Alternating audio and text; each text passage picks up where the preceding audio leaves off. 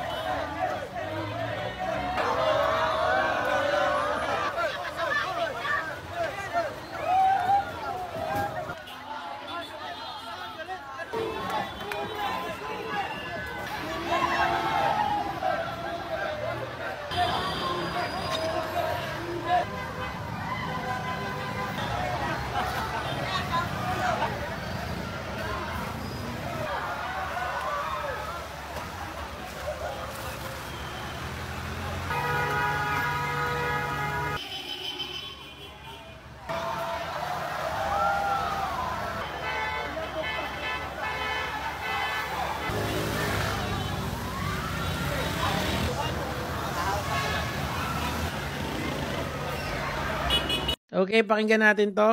Alam mo biya, yung sa grabya, Sa unang-una, di ko sinaktan si Manong, binasa ko lang siya. Nagpaalam ako sa kanya, kuya, babasahin kita, sabi niya. Hindi pwede kasi may meeting siya, binasa ko pa rin, piyeste. Okay, idol, yung pananakit, hindi lang yon sa physical, pati yung emotional, pwedeng, or psychological, pwede yung makasakit or makadistress dun sa tao. I would suggest po dun sa mga naabala nitong tao na to, mag-file ng kaso sa San Juan. Dahil po, sabi naman ng San Juan LGU, si Mayor Zamora, natutulungan po nila kayo mag-file sa piskalya ng kaso towards this person.